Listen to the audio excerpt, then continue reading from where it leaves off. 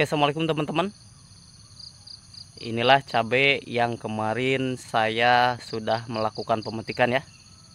Tapi kali ini bukan video cabai yang saya akan review ya, tapi saya akan mereview tanaman di atasnya ya teman-teman. Ini dia ya, tanaman buncis ya teman-teman. Oke, kita langsung ke atas ya, ke tanaman buncisnya. Nah, ini dia ya teman-teman. Ini adalah tanaman buncis yang saya miliki ya teman-teman. Di video sebelumnya pun saya sudah mereview ya untuk tanaman buncis saya ini ya teman-teman. Jadi tanaman buncis ini usianya sekarang adalah 7x7 ya, 49 hari. Ini 49 hari ya. Ini sisa dari proses penanaman timun ya teman-teman. Jadi untuk pohon cabai di bawah ya teman-teman. Ini di bawahnya kebun cabai yang saya miliki, yang sekarang sedang melakukan penyiangan ya teman-teman. Di video sebelumnya juga saya sudah mereview ya, saya sudah menjelaskan bahwa memang pada saat itu memang belum tampak rimbun seperti ini ya teman-teman untuk tanaman buncis yang saya miliki ya. Tapi di usia 49 hari ini memang sekarang sudah tumbuh ya, sudah mulai tumbuh ya buahnya ya, banyak sekali ya teman-teman, dan lebat sekali ya teman-teman. Untuk pasaran sekarang, harga buncis di pasaran sekarang saya diterima di pengepul di sini cuma Rp5.000 ya teman-teman. Tapi meskipun demikian sama seperti cabai sebetulnya, untuk tanaman buncis pun terkadang harganya memang ada kejutan ya, ada penaikan yang signifikan ya, seperti itu ya teman-teman. Ada peningkatan yang signifikan kalaupun buncis yang teman-teman miliki. Jadi jangan khawatir untuk masalah harga ya, karena relatif sama juga seperti timun. Untuk harganya pun ini akan cenderung tergantung pasaran ya. Oke, baiklah, sebelum saya menjelaskan harga ke situ pun teman-teman harus tahu bagaimana cara kemudian kita dalam proses penanaman buncis ya teman-teman, untuk menanam buncis agar hasilnya maksimal ya. Sebetulnya untuk menanam buncis ini ya teman-teman, simak baik-baik, tidak beda jauh dengan proses penanaman timun ya teman-teman. Karena di video sebelumnya juga saya sudah mereview bagaimana cara kemudian kita dalam proses penanaman timun ya teman-teman. Yang pertama, pengolahan lahan menggunakan dolomit, menggunakan pupuk dasar kotoran hewan ya, yang tentunya memang sudah kita fermentasi terlebih dahulu ya teman-teman. Karena kalaupun kita tidak fermentasi, itu hasilnya tidak akan maksimal ya teman-teman.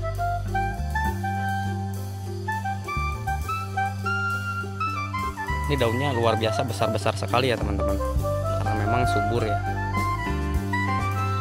Ini adalah kebun kacang yang saya miliki ya teman-teman, memang sudah finish ya, alhamdulillah sampai ke 32 kali panen ya, 32 kali petik. Dan ini adalah buncisnya ya teman-teman di pinggirnya. Jadi berbagai macam jenis palawija atau sayuran saya tanam di sini ya. Lanjut ke penjelasan berikutnya ya teman-teman. Kalau tadi sudah melakukan kotoran hewan dengan cara proses fermentasi ya teman-teman untuk menanam buncis ini. Nah, kemudian setelah memberikan pupuk dasar dolomit, kemudian kotoran hewan, kita kemudian memberikan pupuk dasar SP36 ya, untuk pupuk kimia dasarnya. Kemudian setelah itu barulah kita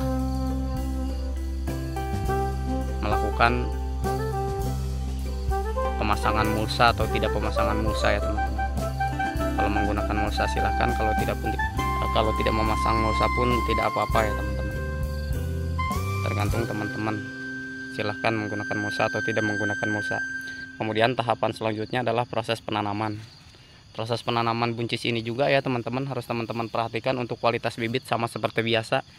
Berbagai macam, berbagai kali, berbagai video yang saya jelaskan, memang untuk saya cenderung lebih menekankan bahwa hati-hati dalam proses pemilihan bibit apapun ya, dalam proses penanaman sayuran baik palawija ataupun buah ya teman-teman, karena ini yang akan menentukan hasil yang teman-teman miliki nantinya ya teman-teman.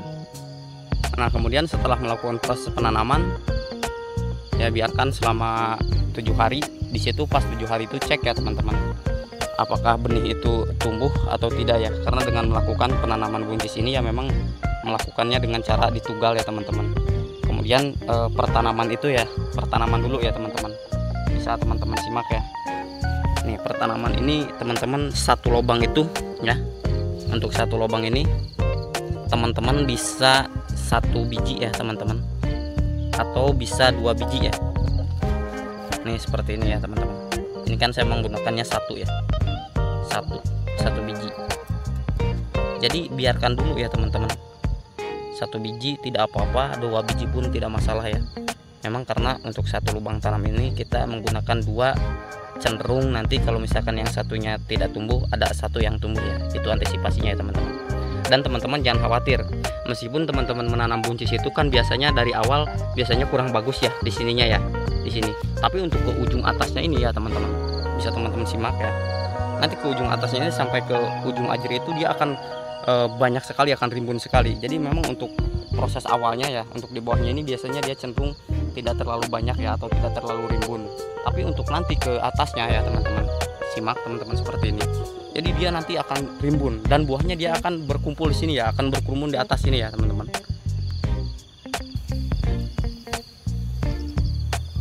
Jadi dalam proses penanaman buncis tadi ya, setelah saya jelaskan, setelah penanaman selama 1 minggu kemudian cek tumbuh atau tidak benihnya ya. Jadi kecambahnya itu tumbuh atau tidak. Kemudian setelah 14 hari dia akan tumbuh ya. Nah disitu barulah kita melakukan pengocoran ya teman-teman. Simak di video saya sebelumnya bagaimana cara pengocoran pemupukan dengan menggunakan pupuk kimia dengan proses pengocoran yang baik dan benar ya.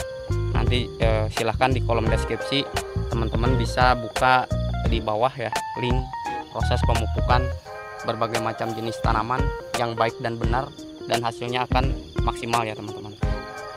Bisa teman-teman simak ya. Ini bunga yang ini ya teman-teman. Bunga ini sangat banyak sekali, dan nantinya kalau kita salah ya dalam proses perawatannya, bunga ini tidak akan menjadi buah ya teman-teman. Jadi kemudian kita dalam proses penyepraiannya ya. Dalam proses penyepraiannya itu saya menggunakan untuk buncis ini ya. Saya menggunakan Avidor ya teman-teman, dan menggunakan Dursban, dimix, dicampur. Teman-teman bisa membelinya di toko pertanian. Dursban dengan Avidor dimix itu untuk insektisidanya ya teman-teman. Dan untuk perangsang buahnya ya teman-teman, teman-teman bisa menggunakan POC cair ya. POC cair itu bisa menggunakan Trobos atau bisa menggunakan merek yang lainnya ya teman-teman. Kalau saya di sini untuk perangsang buahnya saya menggunakan Trobos ya teman-teman. Atau teman-teman bisa menggunakan KNO3 putih yang frill. Ya, KNO3 putih yang frill itu adalah KNO yang bubuk ya teman-teman. Karena KNO3 itu kan dibagi ke dalam 2 bagian ya, ada yang cair, ada yang bubuk. Nah, kemudian kalau yang cair itu dalam botol ya, dalam kemasan botol. Kalau yang bubuk itu, yang frill itu di dalam kemasan plastik ya teman-teman. Lakukan ya proses penyepraian itu per seminggu sekali ya, atau 7 hari sekali dengan menggunakan Dursban, dengan menggunakan Avidor ya teman-teman. Bisa teman-teman beli. Dan untuk perangsang bunga dan buahnya teman-teman bisa menggunakan Trobos, pupuk cair Trobos ya teman-teman. Ini nanti hasilnya akan seperti ini buahnya ya teman-teman. Luar biasa sekali, lebat sekali ya teman-teman. Ini baru mulai pembuahan ya teman-teman. Belum kita nanti, kalau saya akan mereviewnya lagi, belum nanti kita akan melakukan pemanenan ya teman-teman. Ini buahnya akan cenderung lebih banyak ya teman-teman, karena kalau proses yang kita lakukan benar, berbagai macam jenis sayuran apapun, palawija apapun, ini akan bagus ya teman-teman. Hasilnya akan bagus. Jadi ada teman-teman yang kemudian takut merugi, menanam ini takut merugi, menanam sayuran yang ini takut merugi. Jangan ya, jangan seperti itu. Kita harus optimis, kita harus yakin bahwa kalau memang benar proses perawatannya, proses tahapannya benar, proses perawatannya benar, selebihnya kita pasrahkan kepada Yang Maha Kuasa. Karena kita hanya berusaha, kita hanya berikhtiar, selebihnya ya Yang Maha Kuasa yang akan menentukan ya, seperti itu ya teman-teman. Tapi teman-teman harus yakin dan positive thinking bahwa memang kalau tahapan dan prosesnya benar, insya Allah hasilnya pun akan maksimal ya teman-teman, termasuk dalam budidaya tanaman buncis ini ya teman-teman. Oke, terima kasih sekilas tentang review penanaman buncis ya teman-teman yang saya miliki ya.